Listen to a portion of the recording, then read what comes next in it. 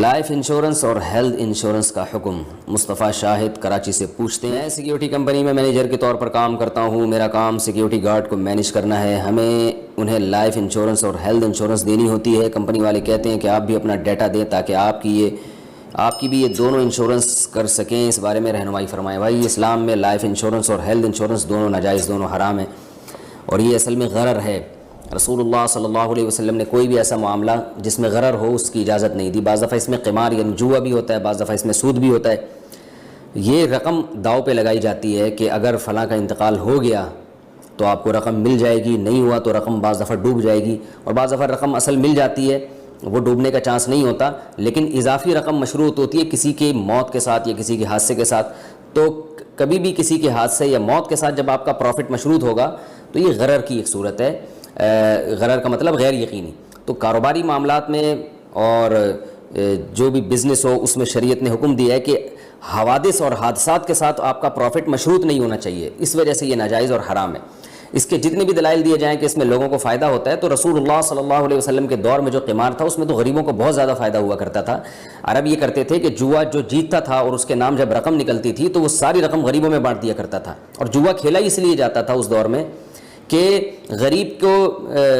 کو خرچ کرنے کے لیے پیسے کسی کے پاس نہیں ہیں، تو وہ جوئے میں پیسے جیت کے غریبوں کو کھلا کے فخر کرتا تھا کہ دیکھو میں نے غریبوں کو کھلایا ہے۔ تو اس کے تو بڑے فائدے تھے، لیکن اسلام نے اس کو حرام قرار دیا کہ غریب کو اگر آپ نے کھلانا ہے تو آپ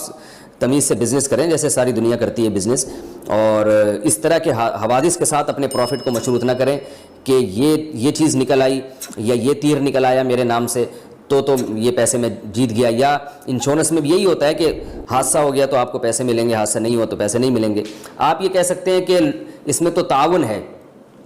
جس کے ساتھ حادثہ ہو رہا ہے اس کے ساتھ تعاون ہے، تو تعاون کے لیے اس طرح سے بزنس یہ جائز نہیں ہے۔ تعاون کا طریقہ یہ ہونا چاہیے کہ بہت سے لوگ ایک کمیونٹی بنائیں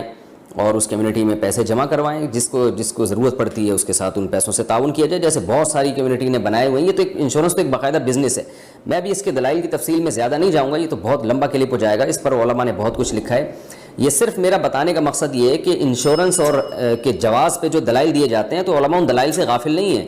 علماء کو پتہ ہے وہ کیا دلائل دیے جاتے ہیں، لیکن وہ سب غلط دلائل ہیں۔ تو اسلام نے جو باہمی تعاون کا طریقہ بیان کیا ہے، یا آپ خود سے بھی کوئی طریقہ ایجاد کر سکتے ہیں، اس طریقے میں یہ ضروری ہے کہ وہ قمار سے، سود سے اور غرر سے پاک ہو۔ تو ان تین چیزوں سے پاک ہونا اس کا ضروری ہے، پھر آپ باہمی تعاون کی کوئی صورت نکالیں۔ تو اور یہ آپ دیکھ لیں انشورنس کے اخلاقی نقصانات بھی کیا ہیں، کہ یہ کمپنیوں کا ایک باقاعدہ بزنس ہے، اس کے اخلاقی نقصانات یہ ہیں کہ لائف انشورنس میں خاص طور پر کمپنیاں، یعنی اس میں تعاون کا تو کوئی صورت بنتی نہیں ہے۔ جس آدمی کی صحت اچھی ہوگی کمپنی اس کو عام طور پر لائف انشورنس دیتی ہے، بیمہ پالیسی اسی کو دی جاتی ہے، اور جو بیچارہ محتاج ہوتا ہے یعنی اس بات کے لائق ہوتا ہے کہ اس کے ساتھ تعاون کیا جائے، وہ اس کے مرنے کا چانس ہے، ان کے ساتھ یہ بیمہ پالیسی والا معاملہ نہیں ہوتا۔ تو یہ میں تعاون بھی نہیں ہے، یہ سب جانتے ہیں کہ ایک بزنس ہے۔ اور تو بزنس کے بارے میں شریعت کا اصول یہ ہے کہ وہ بزنس کے اصولوں پر ہونا چاہیے، مشارکت ہو، مضاربت ہو، یا جو بھی بزنس کے اور دیگر طریقے علماء بیان کرتے ہیں ان طریقوں میں سے کسی ایک طریقہ پر فٹ بیٹھ رہا ہو۔